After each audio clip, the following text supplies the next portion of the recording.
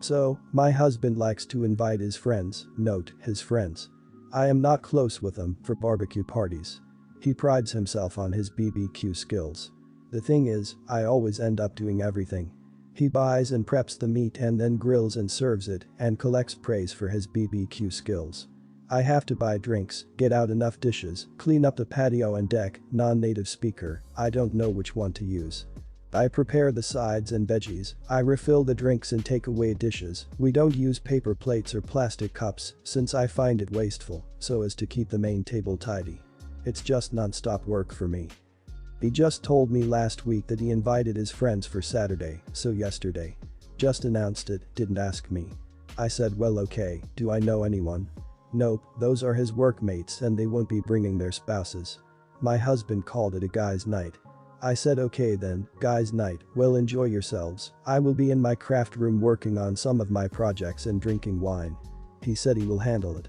Spoiler alert, he did not handle it. He got the meat alright, but just ignored any other preparation, and I was just so sick and tired of being taken for granted, he never asks me for help, I just do stuff, so I didn't do anything. The patio was a mess, the upholstery of the garden furniture was all messy from our dogs, the table wasn't wiped down, there was stuff lying all around. His friends arrived, I welcomed them, and then excused myself to my crafts room, put some music on and worked. Cue the messages. He started asking for stuff, like where are the plates, we only keep a small set in the kitchen, the rest is in the basement, where are the cups, why isn't the beer chilled, where is the non-alcoholic beer, did I not buy it? Where are the sides? I just replied that he said he would handle it all himself. I checked on the guys a few hours later, and it was a disaster. Table all cluttered, they ordered some takeout as sides, there weren't enough dishes and silverware, someone had to go drive for drinks. On Sunday, today, he was all grumpy and actually told me that he is disappointed that I didn't pull my weight and that I made our family look sloppy and bad. I told him that I am not his little housewife and that he is a big guy and if he embarrassed himself in front of his workmates, that's all on him. And that I'm glad that he can see at least a tiny bit of work that I do around the house. He got upset and went for a run to let off some steam. Oh, and the patio is full of dishes, he didn't even clean the grill. I'm not touching anything. Everyone's the idiot here. I feel crazy reading the replies. It sounds like you just do everything without being asked, but you've built up resentment towards it. You need to talk to your husband about it instead of just purely ignoring the situation because you wanted to prove your point. You knew it was going to be a crap show, just sit him down and say hey husband, I don't want to do all this crap for you, you need to do it yourself. If he has a problem or just expects you to do it anyway, then there are things to reconsider. As of right now, you sound as petty as he is. Everyone's the idiot here, did you ever call me and rationally explain what it's like for you when you have guests over and why it makes you unhappy? Seems like you kept it all inside and then deliberately set him up to have a crappy night out of the blue or something. Why would you refuse to share information like where the plates are located? You should or could have told him that you feel neglected and told him all the things you do that he doesn't appreciate or realize and told him he was on his own. But there's no reason to hide information unless you are being a jerk and wanted him to fail. Not the idiot. Sounds like he's been taking you for granted for a while. Once he's cooled off I would personally have a calm sit-down discussion about why this happened. He dropped this on you and expected you to do stuff without him asking. He doesn't notice or appreciate what you do. If he wants a BBQ to be a team event he needs to ask not tell and pull his own weight on the supporting elements etc, and hopefully this will go some way towards changing things. I am a mom of an only child, Jake, who just turned 9 back in August. Jake is obsessed with anything to do with building and wants to be an architect when he's older. I fully support this dream and have spent a crap ton of money buying the graph paper, the table, rulers, and the biggest expense, Legos. He likes to spend his time drawing out his plans for his Lego builds before he moves over to the blocks to actually build things, and I think he's fantastic at it. For his birthday, I cleared out our spare room and hubby and I set it up as Jake's office complete with a huge Lego table. This room is my son's pride and joy and he spends a lot of time in there. Anytime any kids come over, they have to have his permission to go in and we enforce it. Here's where the problem starts. My sister-in-law recently left her husband and her 3 kids came to stay with us. This would be fine if she hadn't started throwing a fit about Jake's office. She wants more room in our house, even though they have the entire finished basement that has a family room that they are using as a bedroom. She wants us to clear out Jake's office so she can have space away from her kids. When we told her no, she got angry. She then started demanding we let her kids play in there because Legos are toys and Jake needs to share. I told her she was out of her damned mind because Jake said he didn't want his cousins in there, that he's working on a huge project, he has been building a city. Sister-in-law went crazy and ended up destroying all the work Jake put into his build. Now there's no excuse. I was beyond angry and went downstairs, grabbed her stuff, threw it into bags and threw it all out of my house, and told her to leave. Our family and my husband think I was a major idiot for what I did, and now I'm starting to question if I was. Am I the idiot? Not the idiot, it's not about the Legos, it's about her trying to call the shots and assert her dominance in your house, and when you didn't cave she freaking damaged your child's possessions. She can get the hell out and stay out. Any relatives that have a problem with it can take her in. Your husband probably just thinks you were too extreme because he's brainwashed into thinking you have to put up with crap behavior from family. Sadly, most people would let family do things they would never let a stranger get away with. Not the idiot. You did a favor letting her in, beggars can't be choosers. She made herself a nuisance and wouldn't follow a very basic rule. She did this to herself. As the saying goes, play stupid games win stupid prizes. Good luck helping Jake rebuild. You're a good mom for defending your son. Your husband should see you as an example and do the same. He may even need to cool off elsewhere if he thinks his sister had any right to destroy his son's property and to try and steal his birthday present. Not the idiot. There were 2 things that were gonna happen. 1. Your kid remembers this as the day your sister-in-law destroyed his dream room and you let her take the room from him and use it for her own enjoyment. 2. Your kid remembers this as the day your sister-in-law destroyed his dream room and you erupted in glorious rage, literally packing her bags for her and kicking her out to protect her kid property and by extension the basic respect for his things and spaces. I, 16, was chosen by my school principal to tour a new girl named Fatima, 16, around the school and hang out with her for the day. I had a majority of my classes with her, so the school principal decided I could help her out a bit. While we were walking to the cafeteria, she asked me a few things about myself, like my birthday, religion, favorite movies and shows, etc. I told her that I was Jewish and that piqued her interest in me, since she was a Muslim. She started asking me a bunch of questions like, wait, doesn't that mean a farmer would love you since you can't steal his pigs? Just like me. Or why wouldn't my parents let me get a Star of David tattoo on my forehead? I got annoyed with her asking so many questions about my religion, so I tried to change the subject. I asked her about more general topics like siblings and the school she came from. So instead, she starts saying, so you're Jewish. Don't you speak up about what Israel does to Palestine on social media? It's best to use your voice.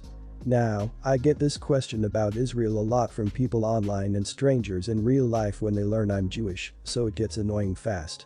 I tell her that I was born in New York and had nothing to do with the country of Israel at all.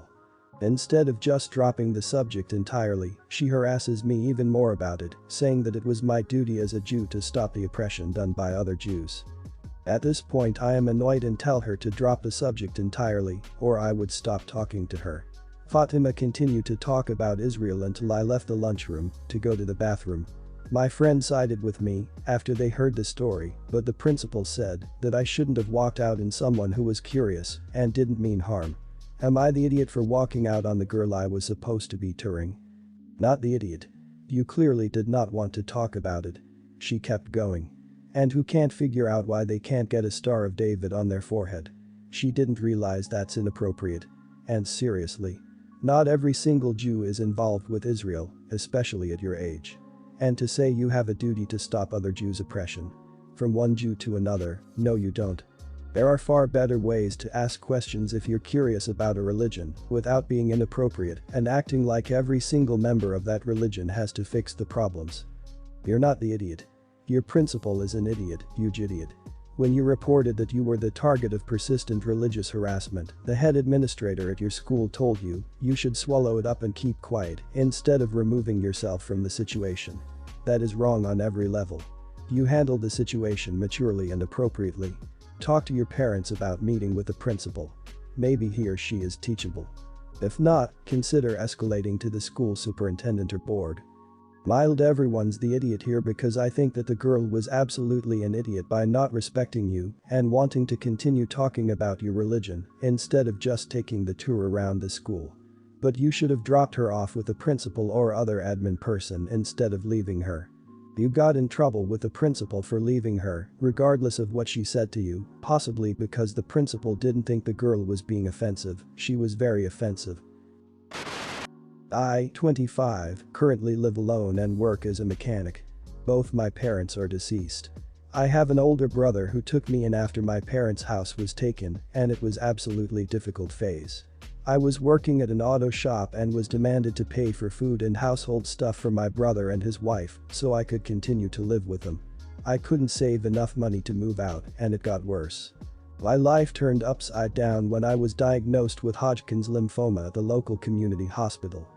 At first, several doctors could not identify the type of cancer I had. Unsure of what to do, I was referred to a specialist, which required me to pay X amount of money. I stopped working because I was too weak. My brother's wife completely ignored what I was going through and started complaining about me being at their house and not helping. She kept trying to turn my brother against me, and he ended up getting into a huge argument with me while I was undergoing chemotherapy for the second month, and I was kicked out by my brother who claimed my condition was my own problem and he had no obligation to take care of an adult.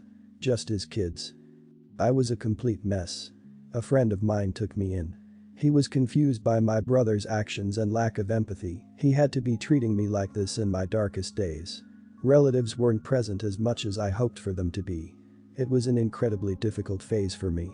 I was mad and frustrated. This affected my treatment, and my brother only showed up once at the hospital, but gave me nothing. It's been over 2 years now. My fiancée lives in another town, currently taking her end of semester exams. We're getting married on Jan. A relative of mine gave the news to my brother. Clearly he has been asking about me for a while. And he wanted to come to me several times, but I refused to let him. He knew about the wedding and said he and his wife wanted to come. Said he was hurt other people were invited, but he wasn't. Pretended that I was being hustled towards him for no reason, and said his wife is the one encouraging him to call me and visit right now. Funny she did the opposite while I was struggling. I refused to give him an invitation or even have a talk with him because of much heartache that has been caused already. But I was getting criticism for my stance and was told to forgive and forget. I guess my brother didn't know how serious my condition was, as we had this argument while I was beginning my treatment. He actually thought it was okay and that I could handle myself as an adult. He had his own issues and didn't care enough to fix things between us. Instead, thought his wife was right about me. Forgive and forget are the words that people who have never been in that situation throw around because they simply can't comprehend the gravity of what happened. If him and the wife wasn't taking money from you, you would have been able to save up and get yourself a place of your own. But no, they swallowed you dry, then literally left you to die. No, they don't get to act like the victim here. And to be honest, I would tell the whole story to the relatives. If they still can't understand where you're coming from and continue to give you crap about it, I'd go as far as uninviting them too. Not the idiot. I could maybe understand them asking you to leave if the issue had been they no longer had the financial means to support you in their house during that time, but what you describe isn't that. It sounds more like they just didn't care and didn't want to be bothered. That's not family. Your brother was half right, that he wasn't obligated to support you, but as a brother, one would hope he just cared enough to do it. That he didn't must have hurt very deeply, and I'm sorry about that.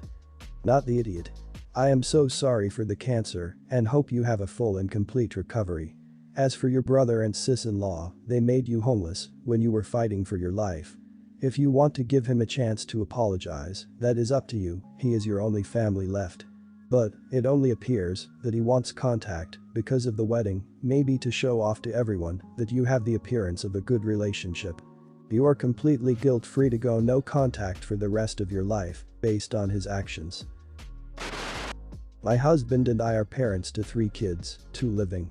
Our oldest son, Josh, was killed in a boating accident when he was 6. My surviving son, Luke, was 4. A few years later, we had a daughter, Ava. Luke is now 12, and Ava is 4. Before quarantine, I would bring Ava to mommy and me type classes, and she also did a gymnastics class, and we just started karate. While hanging out, it is normal to chit-chat with the other parents. Because my boys were closer in age, everyone at Luke's activities knew about Josh, and it was never talked about. With Ava, the normal parent chit-chat sometimes leads to people asking if Ava is our only. Sometimes I say I have 2 and other times I say I have 3. It really depends on the situation. Back in January, Ava had a playmate with a friend from our library group. I went over her house, and I called my husband to remind him to pick Luke up from a friend's house by noon. The other mom asked how old Luke was, and when I told her that he was 12, she commented on the age difference. Then she asked if Luke had a hard time adjusting from being an only to having a younger sibling. I thought about bringing up Josh, but I didn't want to make things awkward, so I just said that wasn't an issue for us. Luke wanted a younger sibling and loves having Ava around. A few weeks later, she came over to our house. We have pictures of Josh on the wall. Nothing crazy but family and school pictures. She saw one picture and asked who that was. I said that it was my oldest son. She said she thought I only had Luke and Ava, and I told her that Josh passed away and is hard for me to talk about still. She was understanding and supportive, but my husband overheard, and after she left he accused me of trying to wipe away all memories of Josh. I told him I wasn't trying to do that, but in the past, when I have casually brought up Josh's death, it always makes the other person uncomfortable. I never said that Luke was an only child before Ava. I said that Luke didn't have any jealousy surrounding Ava's birth and was happy to have a little sibling. That was true. My husband said a lie by omission is still a lie and was very upset with me for trying to pretend that Josh never existed. That is not what I am trying to do. We got into a big argument over it, and he ended up venting to his parents, who still think I am the idiot over this. Did I handle the situation poorly? Not the idiot. Explaining what happened to Josh time and again to new people, anytime the conversation turns to family and the what grades are your kids in?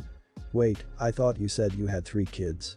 Would be akin to pulling the scab off every time and wounding yourself.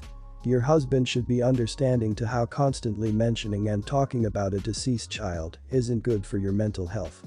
You're not forgetting you have a child who passed away, you're protecting yourself by not always bringing it up. Although this is in no way the same, I sometimes omit my sister, who passed 20 years ago, when someone asks how many siblings I have. Other times I leave her in.